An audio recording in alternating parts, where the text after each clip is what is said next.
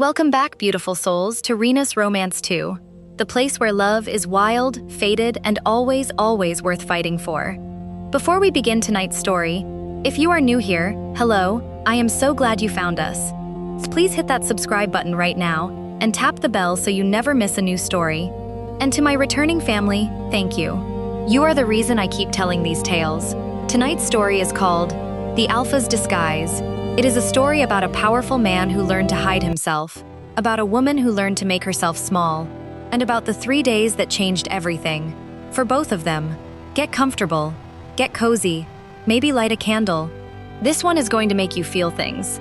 The moon over Blackthorn Valley was the color of old bone. Not white, not silver. The kind of pale that looks like something trying to warn you.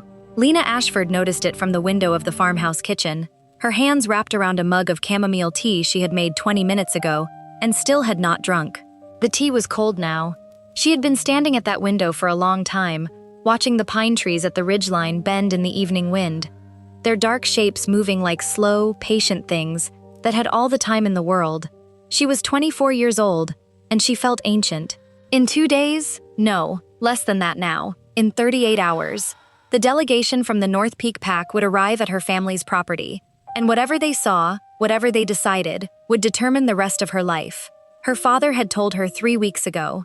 He had sat across from her at this same Lena, kitchen table with his coffee going cold in there's the same something way you her need tea to was know. going cold now, and he had explained, will in the change careful, even voice he everything for used when us. delivering news he did not want to I had discuss, no choice. that the alliance with North Peak was the only viable Lena, path forward. this is for The the Ashford Pack was family. struggling. 3 bad The seasons, arrangement is debts her father made. had never fully explained. You The tension will in the house marry that had been him. building for 2 years It's like weather pressure decided. before a storm. The Alpha of North Peak had agreed to a mating arrangement. Her name had been put forward. Her father had not asked what she thought. Lena set the cold tea down on the windowsill and pressed her palm flat against the glass. Outside, in the dark beyond the pines, something moved. Low and fast and silent, the way only one kind of creature moved through Blackthorn Valley at night.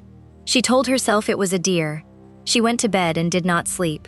He arrived the next morning in a gray pickup truck with a cracked passenger window and no pack insignia anywhere on the vehicle. Lena was in the barn when she heard the engine, pulling her hair back from her face with the back of her wrist, the way she always did when her hands were occupied. One hand wrapped around a fence post she was checking for rot, the other braced against the cold wood of the stall door. She had been up since before sunrise, the way she always was when she could not sleep. There was something comforting about the barn in the early morning. The horses breathed in slow, warm rhythms. The smell of hay and clean wood and cold air was the smell of every childhood morning she could remember. Uncomplicated, honest, entirely hers. She heard the truck stop at the gate. She heard her cousin Brielle's voice from across the yard. Bright and carrying, the way Brielle's voice always was when there might be someone worth impressing within earshot. Lena wiped her hands on her jeans and walked to the barn door.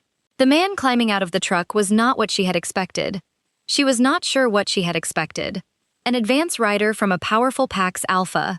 A man in a good coat with clean boots and the careful, practiced bearing of someone representing something important. That was the shape her imagination had given the figure. This man wore a dark canvas work jacket, scuffed at the elbows. His jeans were the kind that had earned their wear. He was tall, very tall, with the broad, unhurried presence of someone who did not need height to take up a room but had it anyway. Dark hair, slightly overgrown, pushed back from his face by the morning wind. He was speaking to the young man at the gate, Lena's cousin Marcus, who had apparently decided that the gate was his to guard this morning.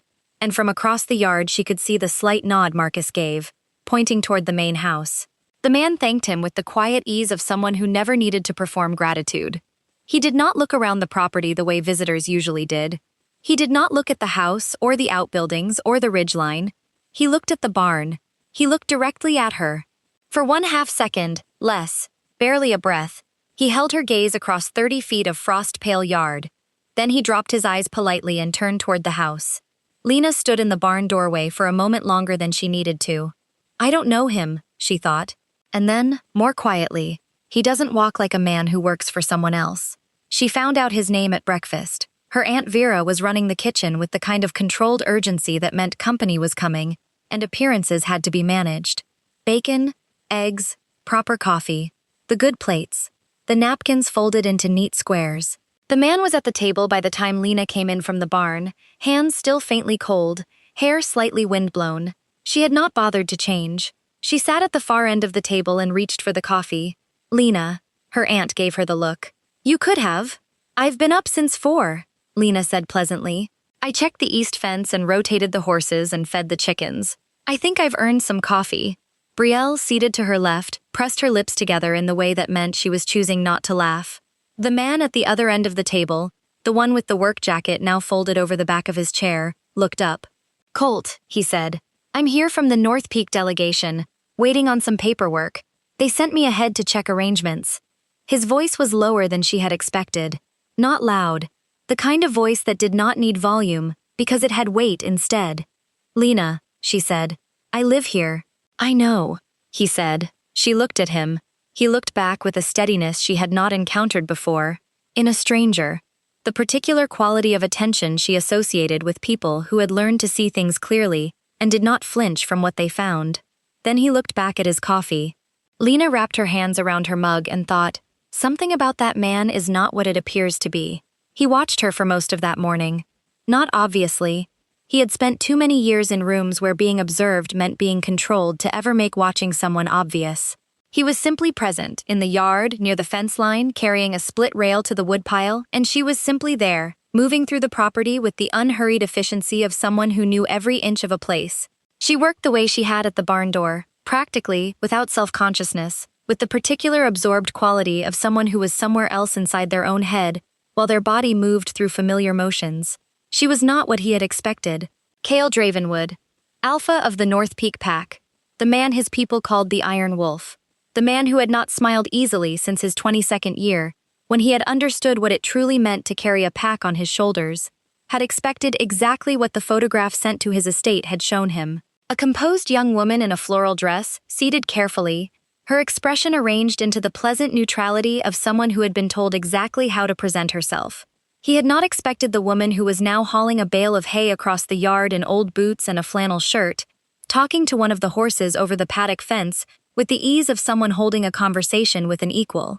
He had not expected the particular quality of her stillness when her 2 cousins, Brielle, the pretty one with the sharp voice, and Marcus, who had decided Cale needed managing, came out of the house and spoke to her. He had not heard the words, but he had seen the way Lena's shoulders settled when they approached, not slumping, not tightening, a kind of careful, practiced neutrality. The way a person holds themselves when they have learned that how they react will be noticed and used. He had seen that posture before, in council chambers, in throne rooms, in every space where people spent years learning to make themselves readable only on their own terms.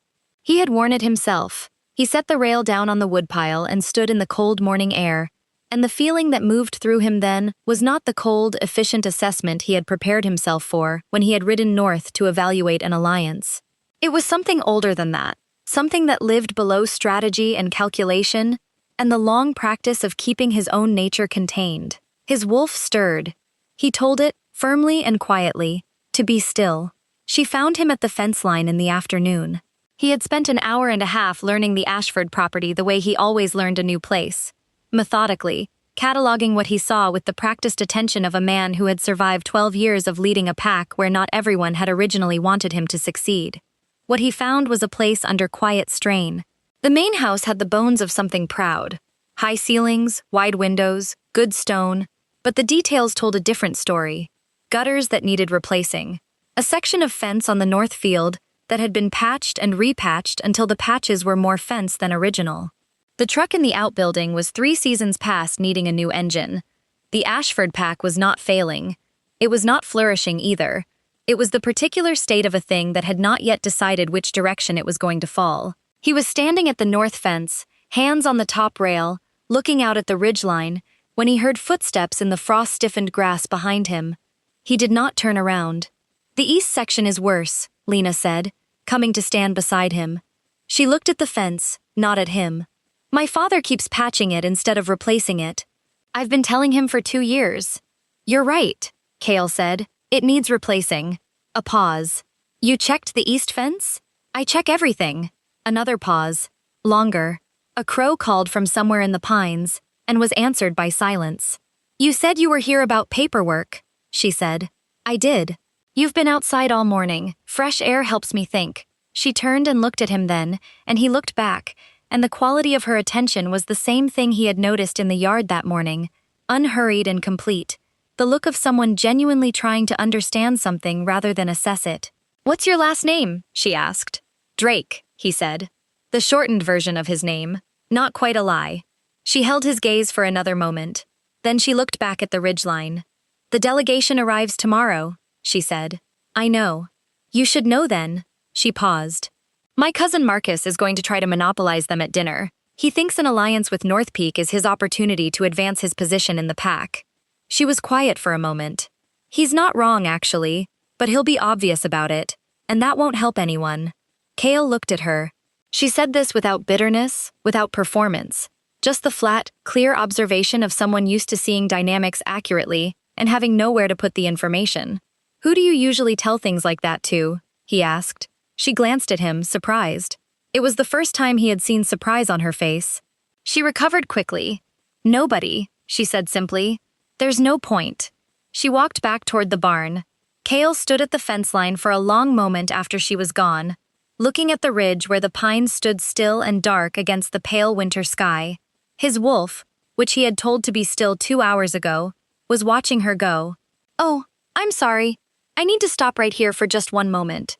If you are feeling this story, if Lena and this mysterious stranger have you hooked, please do me one small favor.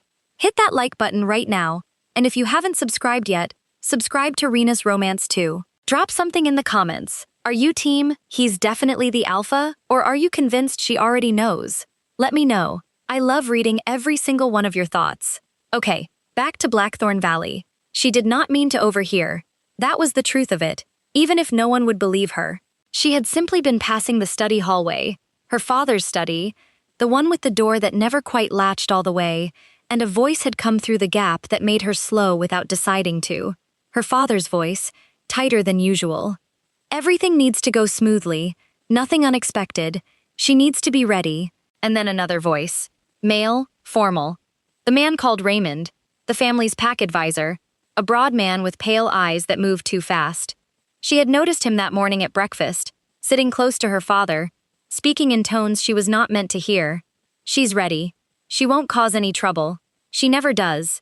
Her father again. "She doesn't know about the Harrow deal." A beat of silence. "Raymond? No. And she won't, if we manage the timing correctly." Lena walked on. She reached the kitchen and stood at the big stone hearth, pressing her palms flat against its surface, feeling the warmth work into her cold fingers. Her mind moved slowly and carefully through what she had just heard, the way she moved through the dark house at night, attentive to the shape of obstacles. The Harrow deal. She knew that name. She had heard it once, 2 years ago, in a conversation between her father and a businessman from the Western Territories. Harrow was a man's name. Or a place. She had always assumed the latter. Now she was not certain. "You look like you're trying to warm yourself from the inside out." She turned. Colt, Drake, whoever he was standing at the kitchen doorway with his jacket over one arm and a split piece of firewood in his hand, snow on his shoulders from the woodpile. He must have come in from the side door. He moved past her to the wood box beside the hearth, set the log down with quiet, practiced ease. "Thinking," she said. "About the delegation? About something I wasn't supposed to hear." She watched him crouch to arrange the logs, his back to her. Something about the set of his shoulders, the particular stillness of a man who was listening very carefully, made her keep talking. "My father said something this morning, about a deal I've never heard of." She paused. "A man named Harrow." He went very still. Not obviously. The log in his hand kept moving, settling into the box.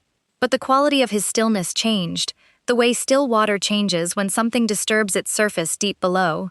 "Where did you hear that name?" he asked. "The study hallway." She looked at him steadily. "You know who he is?" It was not a question. He stood and turned, and she saw something in his face that she had not seen there before, beneath the steadiness, beneath the careful containment of a man who had learned to keep his reactions to himself. Something that looked very much like controlled anger. "What else did you hear?" he asked.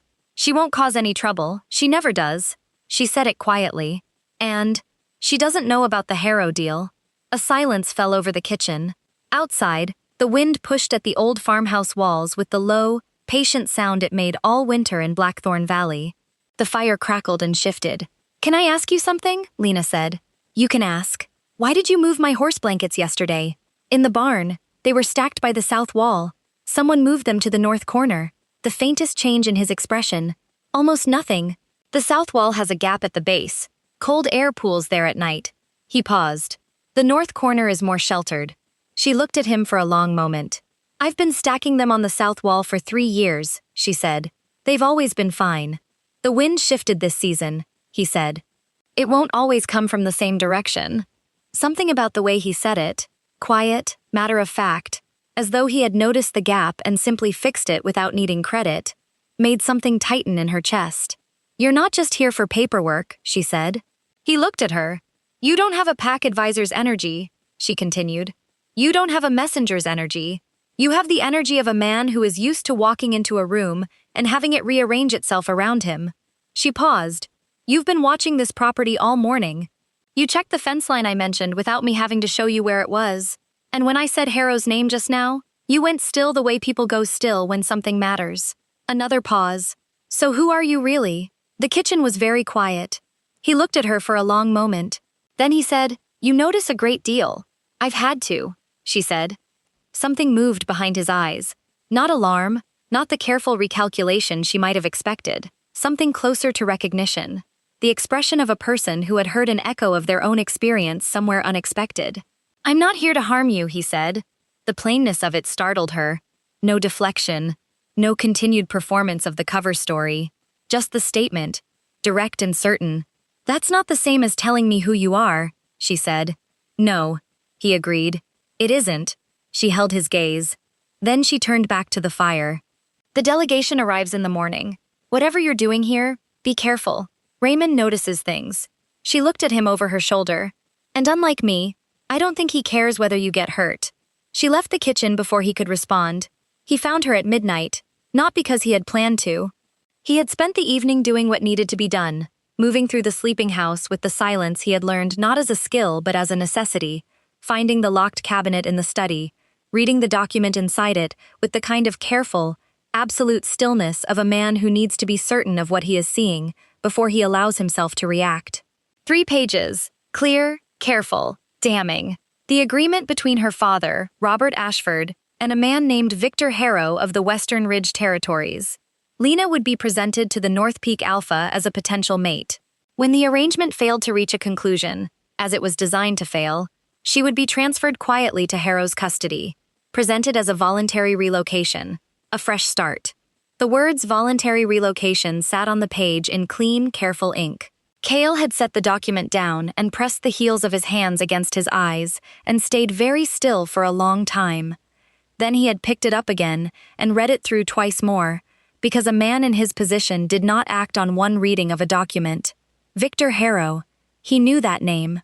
He had been gathering information on Harrow for 8 months, a man who operated in the gray spaces between pack law and human law, who owned properties in the remote interior that no one had ever successfully inspected, where people went in and did not come out the same way they had gone in. She would be transferred to Harrow's custody. He folded the document, placed it in his jacket, and went to find her. Her bedroom light was still on. He knocked softly. She opened the door immediately. Still dressed, a wool blanket over her shoulders, her braid partially unraveled, a mug of cold tea on the sill beside her chair. She had been awake. She stepped back and let him in. He entered and stood by the window. She stood near the door. The room was small and cold, and entirely hers. A shelf of paperbacks, a patchwork quilt on the narrow bed, a dried wildflower in a jar on the desk. The particular accumulation of a life lived quietly in a place that did not entirely see her. "Tell me," she said. So he told her. Everything. The document, Harrow's name and what he was, and what his properties were used for, and what the words voluntary relocation actually meant. Her father's debts, more significant than she had known, accumulated over years of decisions her father had made without telling her. The arrangement, Lena presented as a mate candidate, the arrangement failing through deliberate mismanagement, and then Lena quietly handed over to Harrow in exchange for enough money to clear Ashford debt for the next decade. She listened without interrupting. Her face did not change. He could see what that cost her in the way her jaw set and the way her hands, still holding the edges of the wool blanket, had gone white at the knuckles. When he finished, the room was silent. "My father agreed to this," she said at last. Quiet, steady. "Yes." A silence. Long and complete. "How much?" Her voice did not waver. He told her the number. She looked at the window. The glass was dark, showing only her reflection, and, behind it, the faint shapes of the pine trees on the ridge under the bone-colored moon. "What do you need me to do?" she asked. He had expected grief. He had expected anger, or the frozen stillness of overwhelm. He had prepared for all of those things. He had not expected that, the immediate pivot from devastation to action, the instinct of someone who had learned long ago that falling apart was a thing the situation rarely allowed. He looked at her in the dim light of the bedroom lamp, and something happened in his chest that he had not felt in a long time, something that lived below rank and responsibility, and the long practice of keeping his own needs secondary to the pack's. His wolf, which had been watching her all day, went very quiet and very certain. "Tonight," he said carefully, "I need you to do nothing differently. Sleep if you can. In the morning, Raymond will give you instructions about the meeting. Follow them. Don't let him know anything has changed. And you? I have 2 letters to write, and I need to find the outgoing correspondence Raymond sent yesterday. There should be a message to Harrow confirming the timeline. If I can intercept it before it's delivered." "The mail goes out at 6 a.m., she said. "My father's truck. Marcus usually drives it." She was quiet for a moment. "But there's a box in Raymond's car. A locked one, in the back seat. I noticed it when he arrived." He looked at her. "I notice things," she said. He worked through the rest of the night at the desk in the small spare room, writing by the light of his phone, his own seal pressed into the wax of 2 letters that would, by the end of the week, make Victor Harrow's carefully maintained operation considerably more visible to considerably more official eyes than had ever looked at it before. At some point past 3 a.m., while the house slept around him, he heard her footsteps in the hallway. Soft, unhurried, moving toward the kitchen. He heard the faint sound of the kettle. 20 minutes later, a cup of tea appeared outside his door, steam still rising from it. No knock, just the cup. He stared at it for a moment. Then he picked it up and held it in both hands and felt its warmth work into his fingers. And something about the simplicity of the gesture, the kindness of a woman who had just learned her father had sold her, still managing to make tea for a stranger, made his throat tighten in a way he had not expected and was not sure what to do with. He drank the tea. He kept working. She heard him at the spare room door just before dawn. She was sitting in the chair by her bedroom window, blanket over her shoulders, watching the sky over the eastern ridge slowly separate from darkness into the deep blue-gray of the last hour before light. The pine trees at the edge of the property were black shapes against it, still and patient. A soft knock. She opened the door. He was still in the same clothes, the dark jacket, the worn jeans. But something had changed in the set of him. Some deliberate restraint had loosened, the careful performance of a man playing a smaller version of himself slowly unwinding. He was simply himself now, she thought. In borrowed clothes, in a borrowed house, in the last dark hour before everything changed. "It's done," he said quietly. She stepped back to let him in. He came in and stood near the window and looked out at the dark ridge, and she stood near the door and looked at him. And there was something comfortable about the silence between them that surprised her. She had not known this man for 48 hours. She had learned that he was not who he said he was, that he had come to her home under a false name, that he had moved her horse blankets to the sheltered corner and checked her fences without being asked, and left tea outside a door at 3 in the morning. She had not known him long enough for silence to be comfortable. It was, anyway. "Raymond?" she asked. "My second in command has him in hand." A pause. "The letter to Harrow didn't go out. We have it. And my father?" He turned from the window and looked at her, and she saw the careful gentleness in his face. The expression of a man delivering difficult news to someone he respected too much to soften it past recognition. "He will face a formal inquiry," he said. "Not from me personally. From pack law. He cooperated with an attempt to deceive a visiting alpha and deliver a pack member into private custody under false pretenses." A pause. "That is not a small thing." "I know," she said. "The property's debts will be restructured. Ashford Lands will survive. He will survive." He held her gaze. But there will be consequences. Lena looked at him across the small, cold room. She thought about her father at the kitchen table, 3 weeks ago, delivering news about her life in the same voice he used to discuss weather. She thought about Raymond in the corridor. She won't cause any trouble. She never does. She thought about what she felt, in the quiet of this moment, and found that it was not the devastation she might have expected. It was something older and quieter, the particular grief of a thing you had already half known, finally confirmed. "All right," she said. He watched her. "Are you all right?" She considered the question with the seriousness she brought to everything. "I don't know yet," she said honestly. "I think I will be." She paused. "I think I've been not quite all right for a long time. This is at least honest." Something moved across his face, warm and brief, like light crossing stone. "There's one more thing," he said. His voice was careful. "And this one I'm asking, not telling." She waited. "The arrangement," he said. "The real one. The actual proposal between North Peak and Ashford, not Harrow's version. The genuine one." He paused, and she saw it then. For the first time since she had met this man, with the steady eyes and the borrowed name, and the habit of quietly fixing things that were slightly wrong. For the first time, he looked uncertain. Not a shaken uncertainty. Not weakness, something human and careful and slightly afraid of the answer. "I would like to discuss it with you," he said. "Not through your father, not through intermediaries or formal documentation, or photographs sent through the mail." He paused. "With you directly. As two people who have spent 2 days being considerably more honest with each other than either of us planned." Outside, the first pale light was beginning at the eastern edge of the sky. The pine trees were separating from the darkness, their shapes growing distinct, each needle visible now against the faint gray brightening. Lena looked at him. She thought about the barn door, the first morning. The quality of his gaze across 30 feet of frost-pale yard. She thought about the fence line, and the way he had said it, won't always come from the same direction, not as a correction, but as a truth offered freely. She thought about the tea outside the door at 3 in the morning. She thought about what it had felt like, in the kitchen yesterday, to say something true to someone, and have them hear it, actually hear it, as though the words mattered, and she was the person who had spoken them, and both of those things were real.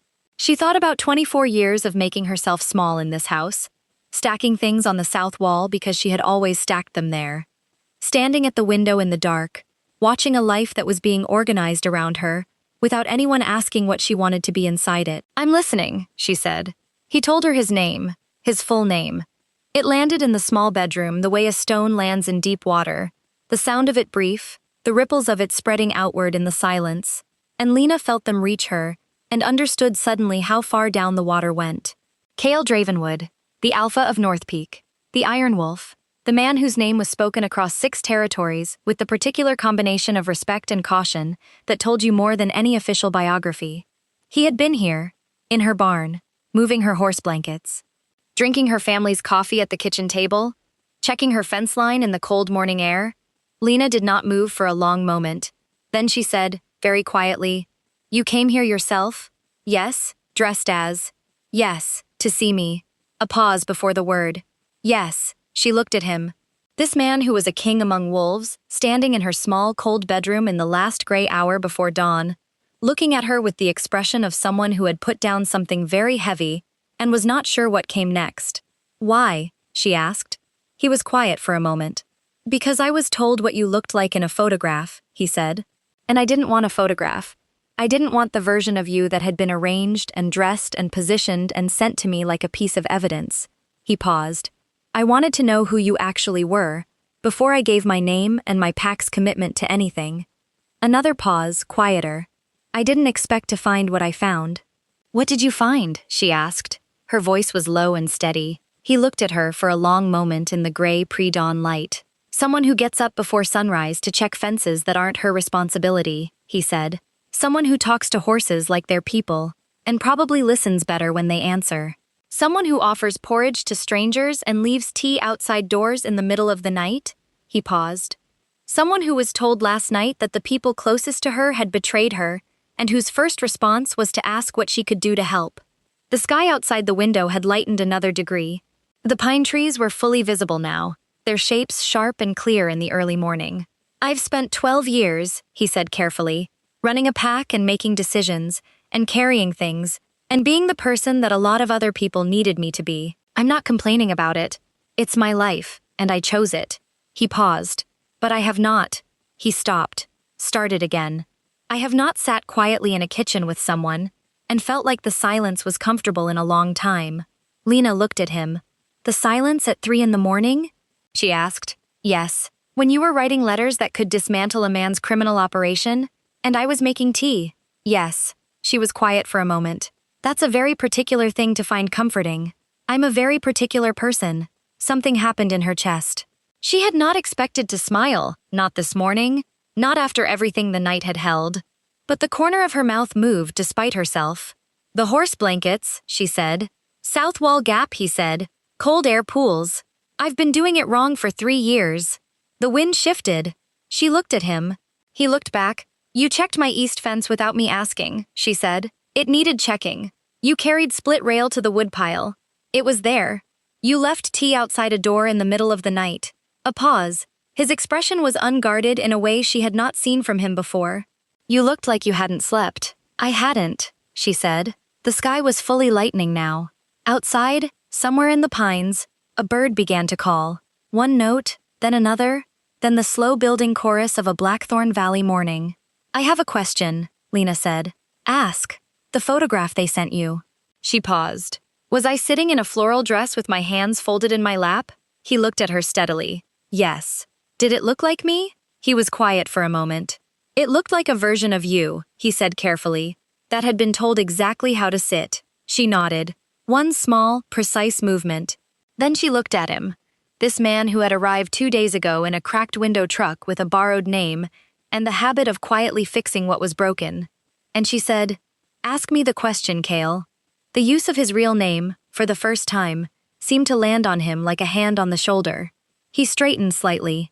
Took a breath. Will you walk with me? He asked. This morning. After this, just walk and talk. Not about the arrangement or the pack alliance or the legal consequences of last night. He paused. Just talk. Like two people who have been unusually honest with each other and might want to see what that looks like in the daylight. Lena looked out the window at the lightening sky and the dark, sharp pines and the frost on the grass going silver in the first pale glow of sunrise. She thought about the south wall of the barn and the cold air that pooled there every winter, and how she had never thought to check whether there was a gap because she had always done it that way. She thought about the tea. She thought about the fence line, and it won't always come from the same direction. Let me get my coat, she said. They walked the east fence line in the early morning, their breath rising in small white clouds in the cold air, the frost crackling faintly beneath their boots. He told her about North Peak, not the official version, not the Alpha's briefing, but the real one. The pack's history, the disputes he had inherited, the first 3 years of his leadership when he had been too young and too certain and had made expensive mistakes and learned from them in ways he still carried. He talked about his second-in-command, Dara, who had been the one to insist he actually go to Blackthorn Valley instead of sending a formal delegation, who had said, you will regret it if you don't go yourself. Cale, you always regret the things you delegate to caution. He talked about what it was like to run a pack, the weight of it, the loneliness of it, the particular exhaustion of being the person everyone needed to be a certain kind of thing. Lena walked beside him and listened with the full, unhurried attention he had noticed that first morning. She did not fill silences just to fill them. She asked questions that showed she had actually heard what he said. When he said something that surprised her, she showed it. A slight lift of her head, a pause before she responded, rather than covering it with practiced neutrality. She told him about Blackthorn Valley, about growing up in the pack as the daughter of the Alpha-adjacent family, not quite in the center, not quite outside it, always slightly peripheral in a way she could never fully name. About the horses, which she had loved since she was 4 years old, and which were the one uncomplicated thing in a house that had always felt slightly complicated. About the library in the town, she drove there every other week and returned with a stack of books she kept in a corner of the barn because her bedroom shelf was full. You read in the barn? He said. The horses don't judge your taste, she said. He laughed. Actually laughed. And the sound of it surprised her, because it was unguarded and warm and it changed his face entirely, made him look younger and less contained. made him look like a man who might laugh more if the circumstances of his life allowed it. She liked his laugh. She tucked that somewhere quiet.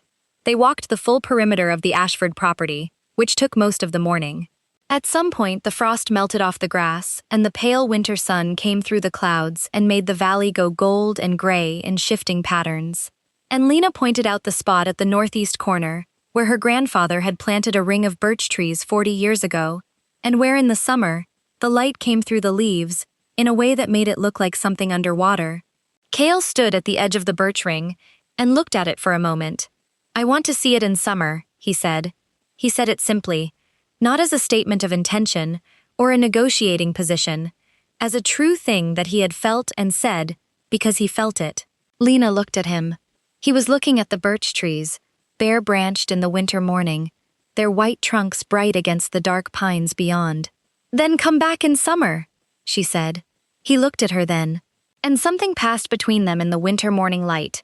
Not declared, not named, not made into anything official. Just a thing that had been building for 2 days and now existed in the space between them as quietly and certainly as the frost on the grass. His wolf was not stirring this time. It had gone entirely, completely, unmistakably still. The stillness of arrival. Oh, friends, are you still with me? If this story has found its way into your heart, I want to hear about it. Please leave a comment below. Tell me your favorite moment. Tell me when you knew Cale wasn't just a messenger. Tell me if you cried, because I might have cried a little writing this. And please, please, like this video and subscribe to Rinas Romance 2 if you haven't already. Every like and every subscriber tells me to keep going, to keep telling stories like this one. I make these for you, and I need to know you're here. Now, the ending. Because they deserve it. The ceremony was held in the birch ring. It was Lena's idea. Cale had offered the North Peak estate, the full formal ceremony, the traditional gathering of allied packs, and she had listened to him describe it with the polite, attentive expression she had worn the day she let him keep talking about proper mating ceremonies for approximately 4 minutes before saying, very gently, "Or we could do it in the birch ring." He had looked at her. "The birch ring," he said. "In summer," she said. "When the light comes through." He had been quiet for a moment. Then, "The birch ring in summer." "Yes. Just our people." "Yes. And the horses." She had looked up quickly to see if he was joking. He was not joking. The horses were there. 3 of them, standing quietly at the edge of the clearing in the summer warm morning, because Lena had asked and Cale had said, with the matter-of-fact certainty of a man who had decided that the wants of this particular woman were not negotiable. Then they'll be there. The light came through the birch leaves exactly the way she had described it. Underwater, gold and shifting and impossibly beautiful. She walked toward him through it in a dress the color of the winter morning sky, not quite white, not quite gray, the color of Blackthorn Valley at 6 a.m., when the frost was still on the grass and the pines were dark, and the day was about to begin. She had chosen it herself. She had, in the 3 months between the night of the document and this morning, chosen most things herself.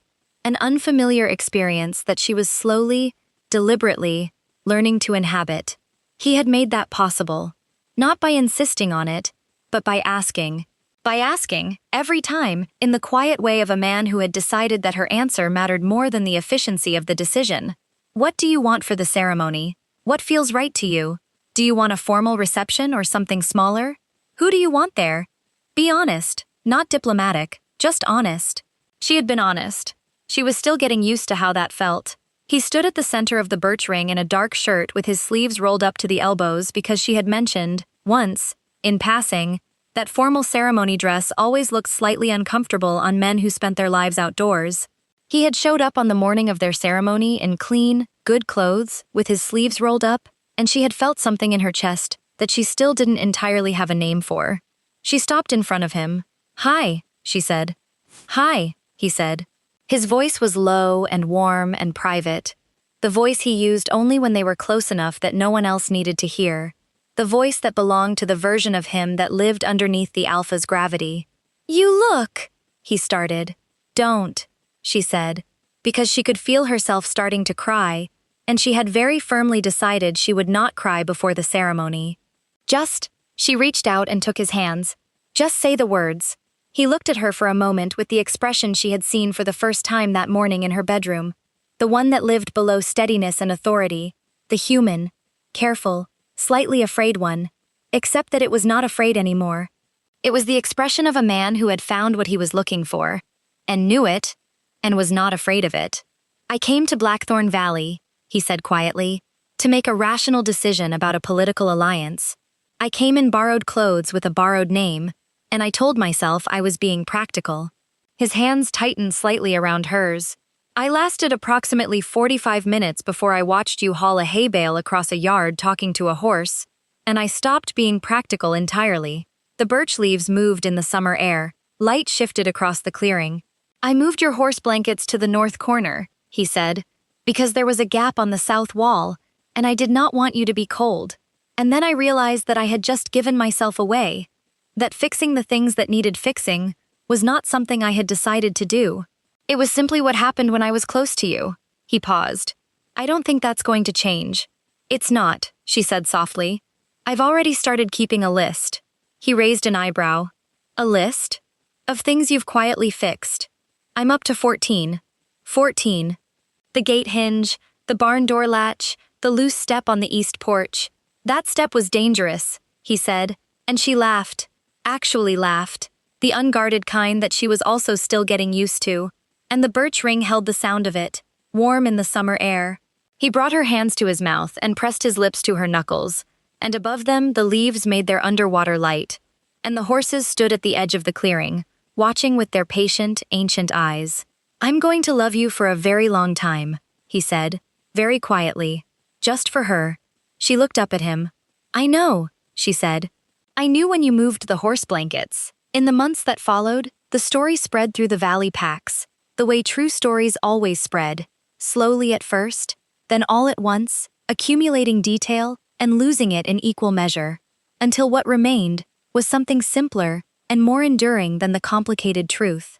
What people said was this: the Alpha of North Peak had gone south in a cracked window truck with a borrowed name, and the woman he found in Blackthorn Valley had seen through him in 48 hours, and together they had dismantled a conspiracy and chosen each other anyway. What the story left out, because stories always leave things out, was the tea at 3 in the morning, the fence line in the cold air, the quality of a silence that had somehow been comfortable before it had any right to be. What it left out was the moment she said, "I'm listening," in a pre-dawn bedroom, and the way that 2 words had felt, to a man who had spent 12 years making decisions and being listened to and never quite being heard, like arriving somewhere after a very long road. Victor Harrow's operation was formally investigated within the month. What they found resulted in proceedings that occupied 3 territories' worth of legal authority, and ended with outcomes that were, for once, as complete as such things could be. Robert Ashford, Lena's father, faced his inquiry in the early spring. He did not contest the facts. He was a precise man, and the facts were precise, and at the end of it he sat in the chair across from his daughter and said, quietly, without decoration, "I'm sorry." She had looked at him for a long time. Then she said, "I know." She had not said it's all right, because it had not been all right. But she said I know, because she understood the complicated weight of a man who had made choices he could not unmake, and was living in their shadow, and she had decided, slowly, deliberately, in the way she decided everything, that understanding was something she could offer without pretending the harm hadn't happened. The Ashford property survived, restructured, leaner, steadier than it had been in years. Marta, the cook who had been at the farmhouse since before Lena was born, remained. She always remained. Brielle married a man from the Southern Territories and sent cheerful, slightly chaotic letters twice a month. Marcus stayed and gradually, ungraciously, improved. Raymond was not found. No one at Blackthorn Valley was particularly motivated to look. In the birch ring, on the last evening of the summer ceremony, when most of the guests had moved inside and the fireflies were beginning in the tall grass at the edge of the clearing, Lena and Cale sat on the old wooden bench her grandfather had built 40 years ago when he planted the trees. She had her shoes off, he had his jacket off. The summer night was warm and full of the sound of crickets and far-off laughter from inside. "I want to ask you something," she said. "Ask. When you first saw me, at the barn door," she paused. "What did you actually think?" He was quiet for a moment. the kind of quiet she had come to recognize as genuine consideration rather than deflection. "I thought," he said carefully, "that the photograph had lied." "In what way?" He looked at her. "It made you look like someone waiting to be seen," he said. "And you are someone who has been doing the seeing all along." She was quiet. "And your wolf?" she asked. "What did your wolf think?" He looked at the birch trees, their white trunks silver in the gathering dark. "My wolf," he said, "did not think anything. My wolf simply knew." She leaned her head against his shoulder. Above them, the first stars were appearing, one by one, slow and certain, in the deep summer dark over Blackthorn Valley. "The horse blankets," she said quietly. "North corner," he said. "I know," she said. "I know." And the stars came out, and the fireflies rose, and inside the old farmhouse, the celebration continued without them for a while. Which was exactly as they had planned. And that, my loves, is the story of Lena and Kale, of a man who came in borrowed clothes to a woman who had spent years making herself small, and found, instead, someone who had been doing the seeing all along. Of a woman who offered porridge to strangers and tea to doors in the middle of the night, and who learned, slowly and deliberately, what it felt like to be asked what she wanted. Of horse blankets moved to the sheltered corner. Of a fence line walked in the cold morning. Of a birch ring in summer light. Of two people who chose each other. Not by contract, not by arrangement, not because someone in a study made a decision about their lives, but freely, honestly, by choice. If this story reached you, if any part of it felt like something you needed today, please let me know in the comments. Tell me which moment stayed with you. Tell me if you're a Lena or a Kale. Tell me if you've ever been the person who offers tea to the door at 3 a.m. I read every single comment. And before you go, please subscribe to Rinas Romance 2 and hit the bell so you never miss a new story.